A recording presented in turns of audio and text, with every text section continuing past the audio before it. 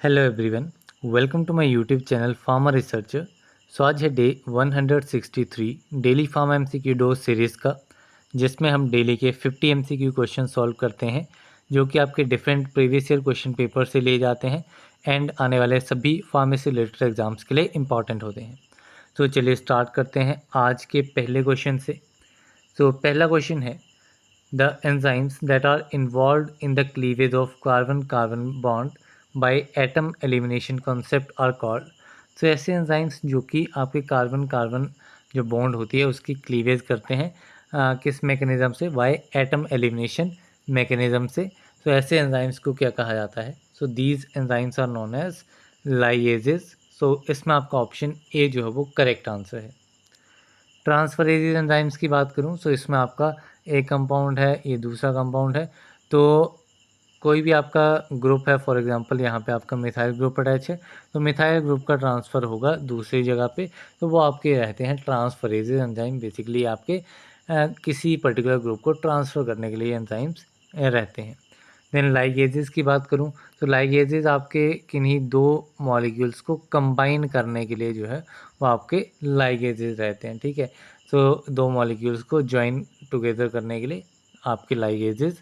And आइसोमरेजेस क्या रहते हैं? तो आइसोमरेजेस वो एंजाइम्स होते हैं जो कि आपके जियोमेट्रिक या फिर स्ट्रक्चरल चेंजेस, ठीक है, जियोमेट्रिक या फिर structural changes with in the same molecule. ठीक है, एक मॉलिक्यूल ए है, इसी का ही आप कन्फिग्रेशन किया जाएगा, मीन्स इसी के स्ट्रक्चरल चेंजेस होंगे एंड उनके लिए आपका आइसोमरेजेस एंजाइम जो है वो रिक्वायर्ड रहेगा।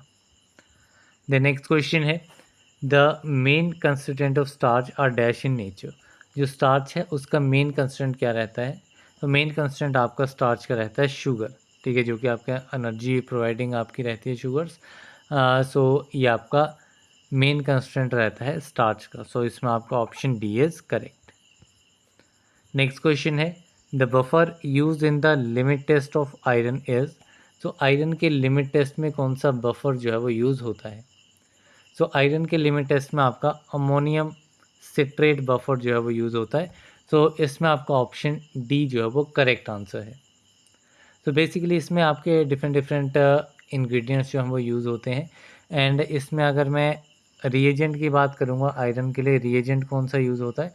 तो इसमें आपका थायोग्लाइकोलिक एसिड जो है वो आपका रिएजेंट यूज़ किया जाता है। थायोग्लाइकोलिक एसिड या फिर जिसको मरकैप्टो एसिटिक एसिड भी कहा जाता है। ठीक है, ये आपका रिएजेंट होता है आयरन के लिमिट टेस्ट में। तो इसमें क्या कंडीशन रहती है?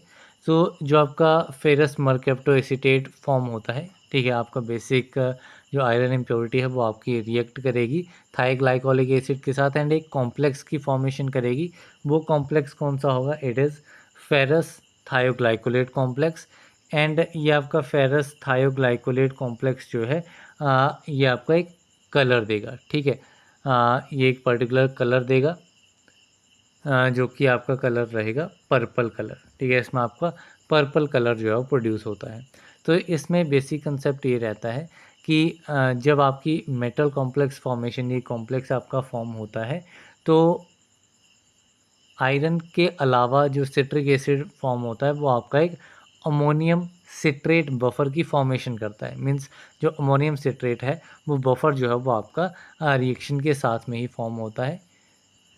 सो ये एक इम्पॉर्टेंट इसमें पॉइंट है।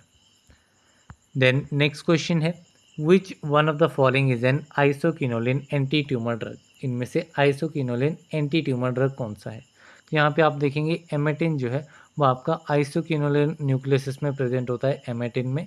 एंड एमेटिन किस में प्रेजेंट होता है? ये आपका इपेकाक में प्रेजेंट होता है। ठीक है, इपेकाक का ही मेन केमिकल कंस्टेंट आपका रहता है एमेटिन, जो कि हम मोस्टली स्टडी करते हैं कि एमेटिन जो है वो क्या यूज़ होता है। तो ये आपका एज एन एक्सपेक्टोरेंट यूज़ किया जाता है एंड एमेटिक यूज़ किया जाता है। ठीक है, जब इसको स्मॉल डोजेज में यूज़ करेंगे तो ये एक्सपेक्टोरेंट की तरह एक्ट करेगा, लार्ज डोजेज में, हाइयर डोजेज में ये एमेटिक की तरह एक्ट करेगा। लेकिन जो इसमें एमेटिन पार्ट होता है वो आपका एंटी प्रोटोजोल भी होता है एंड एमेटिन में एंटी ट्यूमर एक्टिविटीज़ भी जो है वो प्रेजेंट होती हैं। तो इसमें आपका आइसोकिनोलिन भी ये करेक्ट हो गया, एंटी ट्यूमर प्रॉपर्टीज़ में इसमें होती हैं। तो this is the right answer. The next question है, dash is a cardiac glycoside containing crude drug belonging to the apocynaceae family.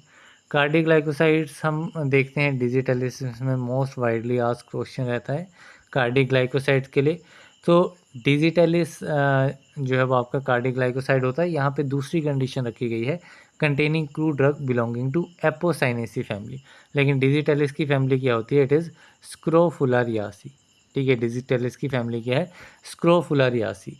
इसके अलावा एक और आपका ड्रग रहता है स्ट्रोफेंथस। ठीक है, स्ट्रोफेंथस। तो स्ट्रोफेंथस की फैमिली आपकी रहती है एपोसाइनेसी। तो इसमें आपका करेक्ट आंसर रहेगा आपका ऑप्शन नंबर सी। एपोसाइनेसी जो है वो आपका ऑप्टेन होता है स्ट्रोफेंथस, सॉरी, स्ट्रोफेंथस आपका ऑप्टेन होता है स्ट्रोफेंथस कोम्बे से। ठीक है, स्ट्रोफेंथस कोम्बे इसका सोर्स रहता है एंड स्ट्रोफेंथस हिस्पिडस, तो ये इसका सोर्स रहता है। फैमिली इसकी एपोसाइनेसी है एंड इसमें मिक्सचर ऑफ ग्लाइकोसाइड प्रेजेंट होते हैं जैसे कि आपका केस्ट्रोफेंथिन। केस्ट्रोफेंथिन जो है वो आपका मिक्सचर ऑफ ग्लाइकोसाइड है जो कि इसमें मेन केमिकल कंस्टेंट रहता है। द नेक्स्ट क्वेश्चन है which of the following laws is not related to size reduction. Size reduction के साथ कौन सा लॉ जो है वो रिलेटेड नहीं है? सो फिक्स लॉ जो कि आपका मोस्टली डिफ्यूजन के साथ रिलेटेड रहता है, तो it is not related to the side reduction. So इसमें आपका ऑप्शन ए जो है वो करेक्ट आंसर है। बाकी आपका फिक्स लॉ है, सॉरी किक्स लॉ है, बॉन्ड्स लॉ है, रेटिंजर्स लॉ है, ये तीनों ही आपके जो है वो साइज रिडक्शन के साथ रिलेटेड रहते हैं। तो इसमें बेसिक क्या रहता है, जो आपका रेटिंजर लो है इसके अकॉर्डिंगली जो आपका साइज रिडक्शन है वो आपका डायरेक्टली प्रोपोर्शन होता है न्यू सरफेस एरिया प्रोड्यूस। ठीक है, नया सरफेस क्या प्रोड्यूस होगा उसके डायरेक्टली प्रोपोर्शन रहता है। जो आपका बॉन्ड्स लॉ है उसके अकॉर्डिंगली क्या रहता है, जो आपका पार्टिकल्स रहते हैं वो आपके प्रोपोर्शनल होते हैं कि पार्टिकल्स की डायमेंशंस जो हैं वो कैसे चेंज हो रही हैं। पार्टिकल्स की डायमेंशन जैसे चेंज होती हैं उस पर प्रोपोर्शनल रहता है। देन आता है आपका किक स्लो। तो किक स्लो क्या कहता है? तो किक स्लो में आपका जो रेशो होती है साइज़ चेंजेस की, जो भी आपका साइज़ चेंज हो रहा है, ठीक है, पुराने से नए में बन रहा है, तो उसकी जो रेशियो होगी उसके डायरेक्टली प्रोपोर्शन आपका रहता है किक स्टोरी के अकॉर्डिंगली। देन चलते हैं नेक्स्ट क्वेश्चन की तरफ। तो नेक्स्ट क्वेश्चन है alkalotic agents are otherwise known as. तो अल्कोलॉटिक एजेंट्स को सिस्टमिक एंटा एसिड्स भी कहा जाता है। तो इसमें आपका ऑप्शन सी जो है वो करेक्ट आंसर है। तो अल्कोलॉटिक एजेंट्स बेसिकली ये आपके बाइकार्बोनेट्स ही होते हैं, जो कि आपके जैसे पेप्टिक अल्सर में आपके जो सिस्टमिक एंटा एसिड्स होते हैं बाइकार्बोनेट्स, उनका यूज़ जो है वो एज एन अल्कोलॉटिक एजेंट्स जो है वो यूज़ किया जाता है। द नेक्स्ट क्वेश्चन है type B gelatin has an isoelectric point of. So gelatin आपकी डिफरेंट टाइप्स की रहती है, उसी में एक टाइप ए जेलेटिन आता है एंड दूसरा टाइप बी जेलेटिन आता है। यहाँ पे आपका टाइप बी जेलेटिन पूछा गया है कि टाइप बी जेलेटिन का आइसोइलेक्ट्रिक पॉइंट जो है वो कितना रहेगा।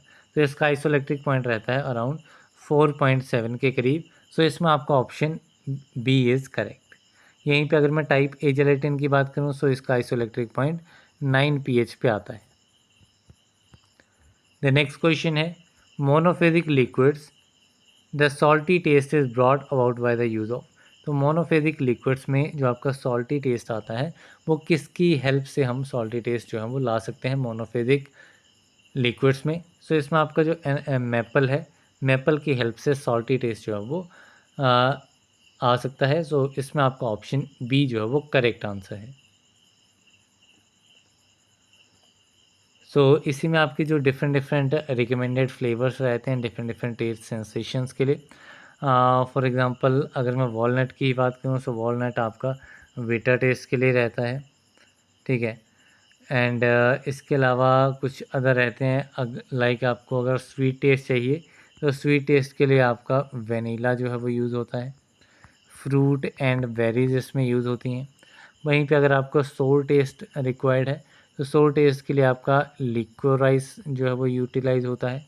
रस्पबेरी इसमें यूज़ होती है एंड जो आपके सिट्रस फ्रूट्स होते हैं वो भी आपके सोर फ्लेवर टेस्ट सेंसेशन के लिए रिस्पॉन्सिबल होते हैं।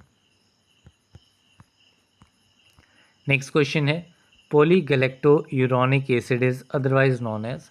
सो पॉलीगैलेक्टोयूरोनिक एसिड, ठीक है। तो जो आपका पेक्टिक एसिड होता है, पेक्टिन होता है, उसी को पॉलीगैलेक्टोयूरोनिक एसिड कहा जाता है, जो कि आपका एक वाटर इनसॉल्युबल कंपाउंड रहता है। It is water insoluble and ये आपका एक ट्रांसपेरेंट होता है। It is transparent gelatinous, transparent gelatinous acid होता है, जो कि आपका कहाँ पे प्रेजेंट होता है, जो भी आपके फ्रूट्स हैं या फिर जो भी आपकी वेजिटेबल्स हैं जो ज़्यादा पक गई हैं, ओवर राइप हो गई हैं, उनमें ये प्रेजेंट होता है। द नेक्स्ट क्वेश्चन है tamarind pulp does not contain dash acid. तो टेमरिन पल्प, टेमरिन क्या होता है, जो आपकी इमली होती है, ठीक है, इमली होती है, तो उसी को टेमरिन कहा जाता है। तो इमली का जो टेमरिन पल्प है उसमें कौन सा एसिड प्रेजेंट नहीं होता है। तो टेमरिन में आपके डिफरेंट डिफरेंट एसिड्स जो हैं प्रेजेंट होते हैं।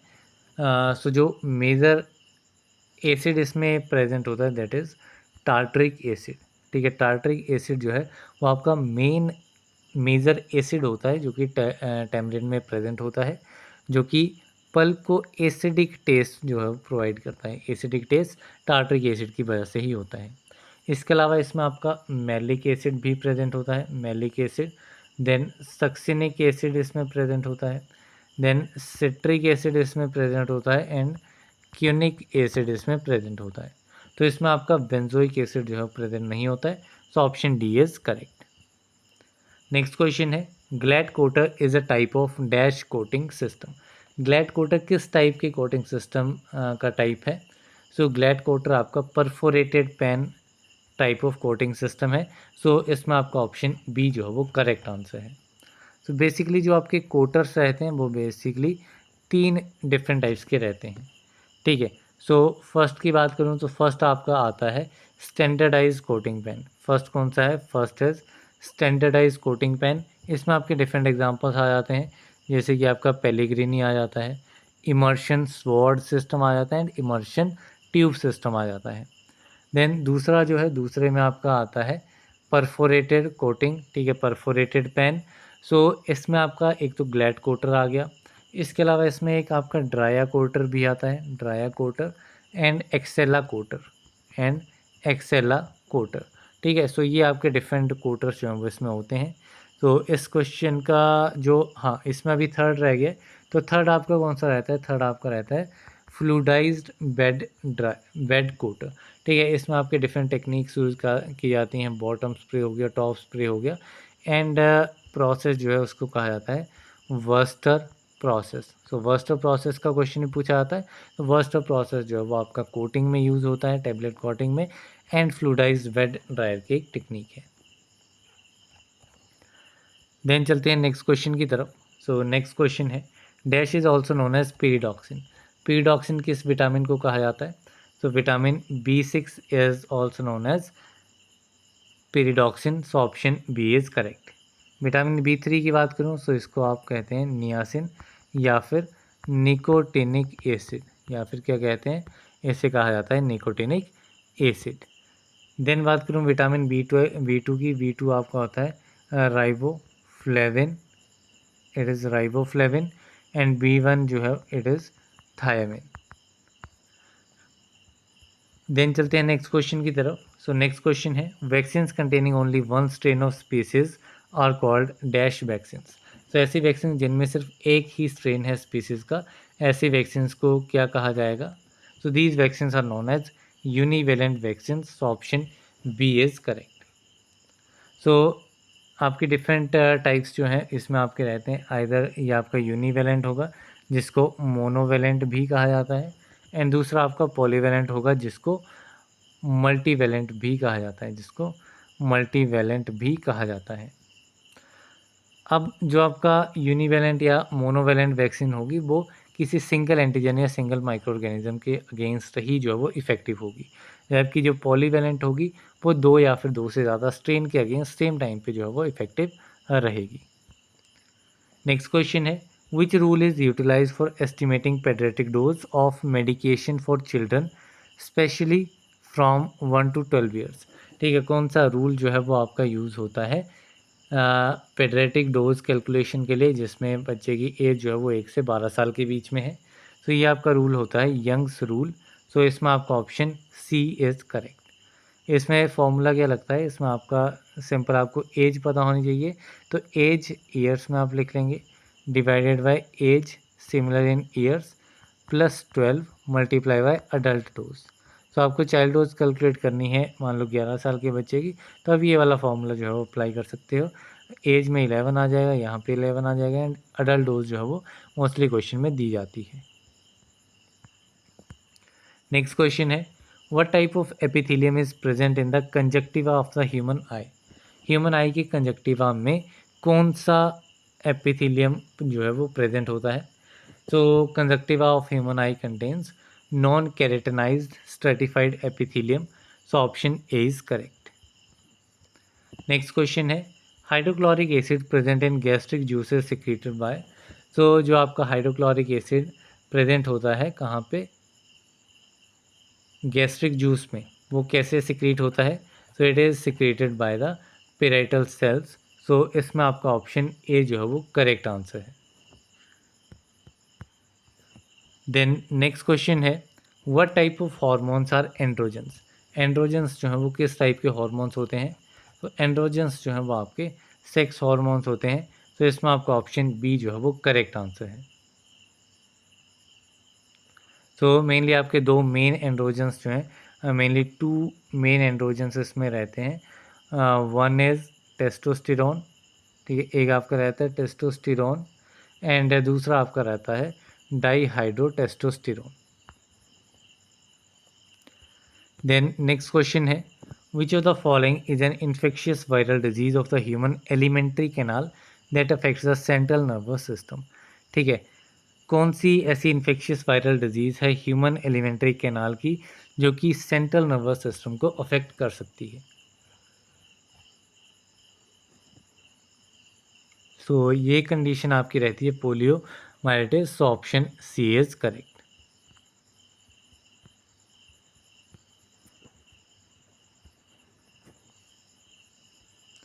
नेक्स्ट क्वेश्चन है the disease condition of hypouricemia is associated with the deficiency of. तो हाइपोयूरिसेमिया कंडीशन के साथ कौन सी जो डिजीज़ कंडीशन एसोसिएटेड होती है हाइपोयूरिसेमिया के साथ, वो किस एंजाइम की डेफिशिएंसी की वजह से होती है। So it is due to the deficiency of xanthine oxidase. So इसमें आपका ऑप्शन बी जो है वो करेक्ट आंसर है।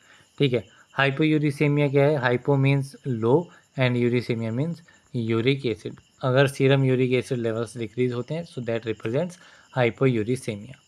यहीं पे अगर मैं बात करूँ प्यूरिन न्यूक्लियोसाइड फॉस्फोराइलेज की, तो अगर इसकी डेफिशिएंसी होती है तो इसमें आपका टी सेल फंक्शन जो है वो इम्पेयर हो जाता है एंड बी सेल फंक्शन के ऊपर कोई भी इफेक्ट जो है वो नहीं रहता, ओनली टी सेल फंक्शन जो है वो इम्पेयर होता है। देन ग्लूकोज 6 फॉस्फेटेज की बात करूँ, तो अगर इसकी डेफिशिएंसी हो जाएगी तो एक डिजीज़ कोड होगा जिसका नाम है वॉन गायर्क्स डिजीज़। ठीक है, कौन सा है, वॉन गायर्क्स डिजीज़, या फिर जिसको type one glycogen storage disease भी कहा जाता है। देन बात करूँ डाईहाइड्रोपिरिमिडिन डिहाइड्रोजिनेज की, तो ये बेसिकली एक रेयर ऑटोसोमल रिसेसिव डिसऑर्डर है जो कि आपका पिरिमिडीन डिग्रेडेशन की वजह से होता है। देन नेक्स्ट क्वेश्चन है how many parietal bones are there in the cranium. Cranium means जो आपका स्कल पार्ट होता है उसमें कितनी पेराइटल बोन्स जो हैं वो प्रेजेंट होती हैं। तो इसमें आपकी टोटल 2 पेराइटल बोन्स जो हैं वो प्रेजेंट होती हैं। तो इसमें आपका ऑप्शन सी इज़ करेक्ट। सिर्फ क्रेनियम की बात करूँ तो क्रेनियम में आपकी टोटल 8 बोन्स जो हैं वो रहती हैं। एंड अगर मैं स्कल की बात करूँ तो स्कल में आपकी क्रेनियम पार्ट भी आता है एंड फेस भी आता है, तो फेस में आपकी 14 और हो जाती हैं। ठीक है, सो ये डिफरेंट आपका पैटर्न रहता है। अब जो आपकी 8 ये बोन्स हैं आपकी क्रेनियम में, ये कैसे डिवाइडेड हैं। तो 8 में से जो आपकी फोरहेड बोन है जिसको फ्रंटल बोन कहा जाता है, तो एक इसमें फ्रंटल बोन होती है, 2 इसमें पेराइटल बोन्स रहती हैं, ठीक है, एंड 2 ही इसमें टेम्पोरल बोन्स रहेंगी, temporal bones. Then occipital bone, ठीक है, ऑसिपिटल बोन इसमें एक रहती है। देन सेफेनॉइड बोन, ठीक है, सेफेनॉइड बोन इसमें रहती है, एंड इथमॉइड बोन, तो ये आपकी टोटल 8 बोन्स जो हैं वो क्रेनियम में प्रेजेंट होती हैं। देन चलते हैं नेक्स्ट क्वेश्चन की तरफ। तो नेक्स्ट क्वेश्चन है which of the following is N oncogenic virus. Oncogenic virus means जो कि कैंसर कॉज कर सकता है। तो इनमें से ऑन्कोजेनिक है आपका ह्यूमन पेपिलोमा वायरस। सो इसमें आपका option B is correct. Next question है in which of the following condition is the Holzer Nelson method utilize. ठीक है, किस कंडीशन में होल्जर नेल्सन मेथड जो है वो यूटिलाइज होता है। तो होल्जर नेल्सन मेथड जो है वो आपका एस्फैक्सिया कंडीशन में जो है वो यूटिलाइज होता है। एस्फैक्सिया क्या रहता है, तो एस्फैक्सिया क्या है, तो ये एक बेसिकली एक ऐसी कंडीशन है जिसमें ऑक्सीजन की सप्लाई जो है वो बॉडी में सफिशेंटली नहीं हो रही है, जिसकी वजह से अब नॉर्मल ब्रीदिंग हो जाती है। देन नेक्स्ट क्वेश्चन है during selective reabsorption in the kidneys the increase in reabsorption of sodium is done by. तो जब आपका सेलेक्टिव रीअब्जॉर्प्शन होती है किडनीज़ में, तो जो रीअब्जॉर्प्शन सोडियम की होती है वो इंक्रीज़ करना है, तो वो कैसे किया जाएगा। तो it can be increased by aldosterone. So इसमें आपका option B is correct. Next question है in instrumental analytical techniques fused silica is used as. तो इंस्ट्रूमेंटल एनालिटिकल टेक्निक्स में जो आपका फ्यूज्ड सिलिका होता है वो कैसे यूज़ किया जाता है। So it is basically used as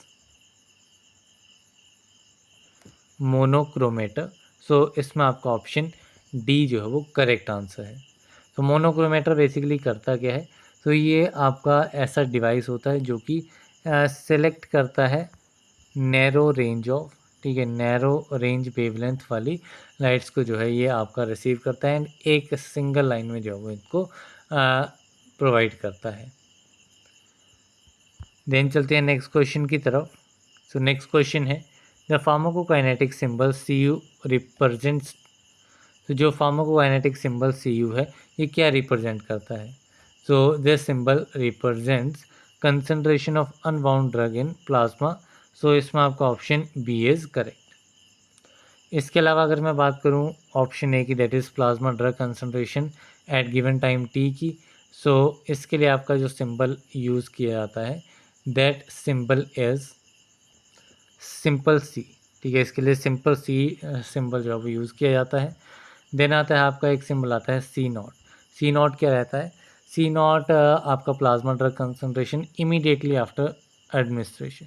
ठीक है, एडमिनिस्ट्रेशन के इमीडिएटली बाद में जो है वो प्लाज्मा ड्रग कंसंट्रेशन जो है वो आपकी रहेगी। देन इसके अलावा plasma drug concentration steady state की बात करूँ तो इसके लिए सिंबल रहता है CSS।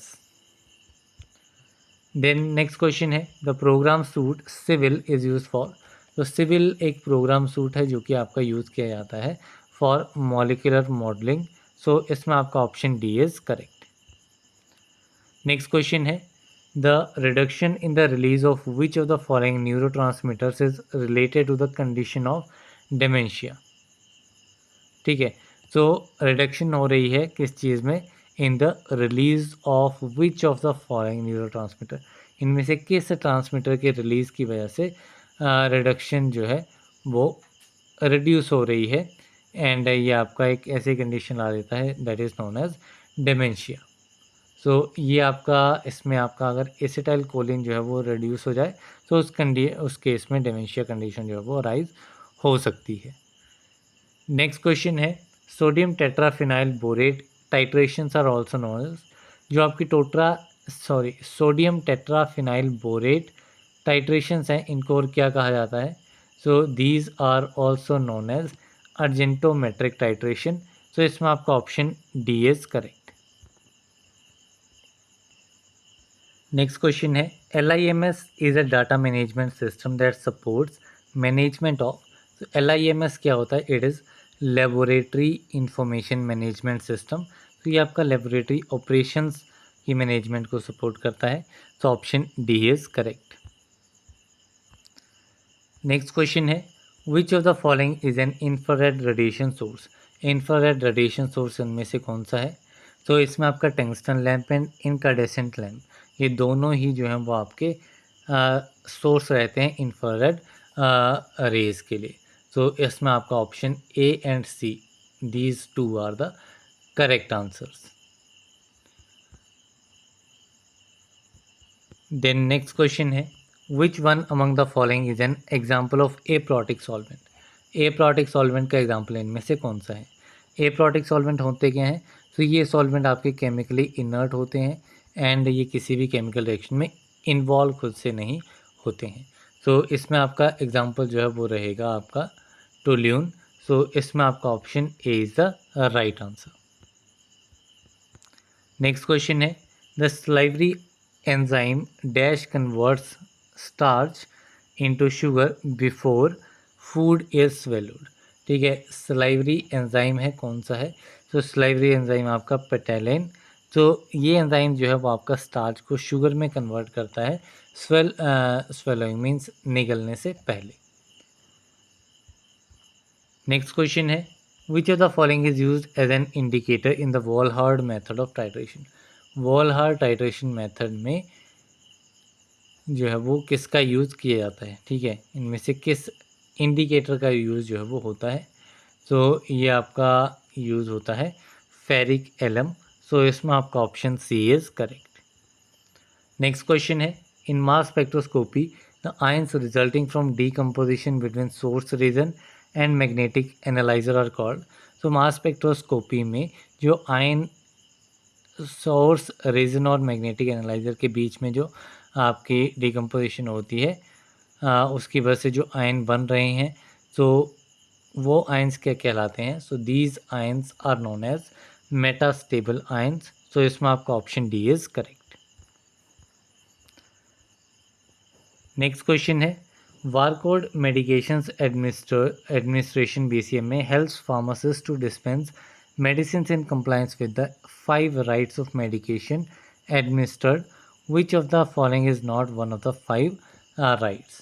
So 5 राइट्स वो कौन कौन से हैं, सो 5 राइट में आपका आ जाता है right patient, right medicine, right time, right dose and right route. लेकिन राइट सिम्टम जो है वो इसमें नहीं रहता है, so option C is correct. Next question है, mouse anti alopecia factor is also known as. तो माउस एंटी एलोपेसिया फैक्टर को क्या कहा जाता है, so it is also known as inositol. So इसमें आपका ऑप्शन डी जो है वो करेक्ट आंसर है। कुछ नहीं, इसमें काफ़ी सिंपल इस तरीके से आपकी रिंग रहती है एंड 6 की 6 पोजीशन पे जो है वो आपका OH ग्रुप जो है वो अटैच रहता है मेरे अंदर से। तो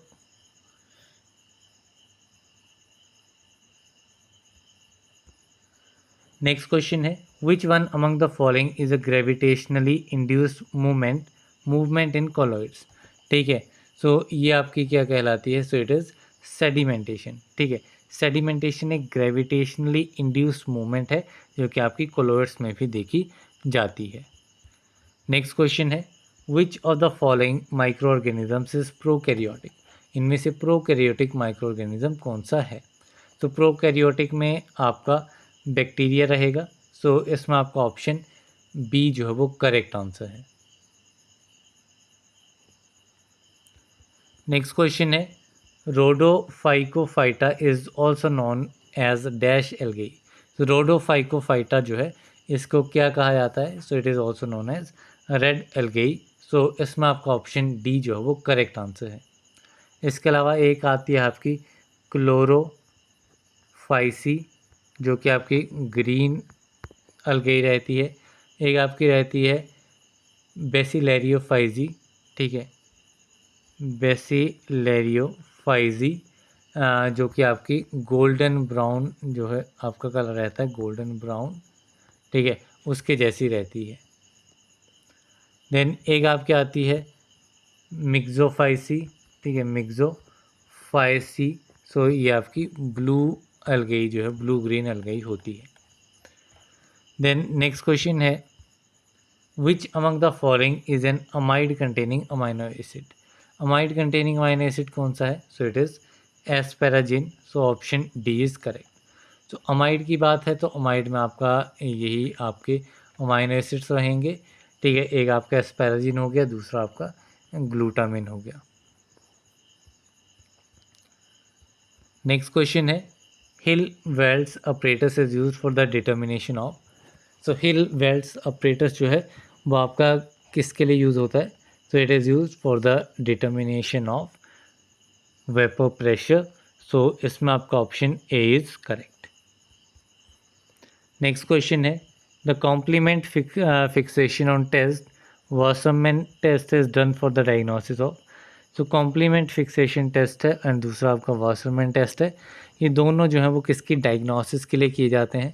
सो these are done for the diagnosis of syphilis, ठीक है, जिसका आपका कॉजेटिव ऑर्गेनिज्म होता है ट्रेपोनेमा पैलिडम। नेक्स्ट क्वेश्चन है chloroxylenol is dash type of disinfectant. तो क्लोरोक्साइलिनोल एक डिसइंफेक्टेंट है, ये एक फिनोलिक टाइप ऑफ डिसइंफेक्टेंट है। So option D is correct. Next question है in fluid flow for a streamline flow the Reynolds number should be approximately. So अगर fluid flow में streamline flow चाहिए तो उस केस में रेनॉल्ड नंबर जो है वो कितना होना चाहिए? तो रेनॉल्ड नंबर जो है वो आपका लेस देन 2000 जो है वो आपका अफोर्डेबल रहेगा एंड काफ़ी इजी भी रहेगा। सो इसमें आपका ऑप्शन बी 2000 जो है it is the right answer. Next question है group transfer agents in enzymes are known as. तो जो ग्रुप ट्रांसफ़र एजेंट्स होते हैं एंजाइम्स में उन्हें क्या कहा जाता है? So these are also known as coenzymes. So इसमें आपका option B is correct, option D is correct. Next question है warfarin sodium is a dash made up of water hypotension water isopropyl alcohol and sodium. तो warfarin sodium जो है वो आपका किस किस से बना होता है? सो ये बेसिकली एक क्लेथरेट होता है, इट इज़ अ क्लेथरेट जो कि आपका water isopropyl alcohol and sodium warfarin से बना होता है। द नेक्स्ट क्वेश्चन है which of the following chemicals is used in the gaseous method of sterilisation. Gaseous method of sterilisation में कौन सा एजेंट जो है वो यूज़ किया जाता है, कौन सा केमिकल यूज़ किया जाता है? तो गैसेस में आपका इथाइलिन ऑक्साइड मोस्ट वाइडली हम स्टडी करते हैं, इसके अलावा फॉर्मल्डिहाइड का भी यूज़ उसमें हो जाता है। तो इसमें आपका option A and B both are the correct answers. Next question है which of the following microorganisms multiplies by the process of budding rather than fission. तो इनमें से कौन सा माइक्रो ऑर्गेनिज्म है जो कि मल्टीप्लाई करता है बडिंग प्रोसेस से rather than fission? So this is known as fungi. So option B is correct.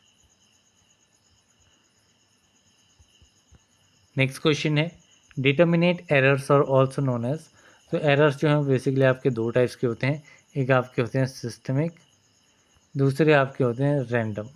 ठीक है, सिस्टमिक में क्या रहता है? सो इसमें आपको स्टेज के बारे में पता लग जाएगा, अदर वैल्यूज़ के बारे में पता लग जाएगा। सो जो आपके सिस्टमिक हैं, ठीक है, सिस्टमिक को ही आइदर कांस्टेंट एरर्स कहा जाता है या फिर प्रोपोर्शनल एरर्स जो है वो इन्हें कहा जाता है। सो इसमें आपका ऑप्शन ए जो है वो करेक्ट आंसर है। इसी के साथ में हमारे आज के 50 MCQ क्वेश्चंस कंप्लीट होते हैं। So that's all for this video. मिलते हैं अगले वीडियो में, तब तक के लिए थैंक यू वेरी मच।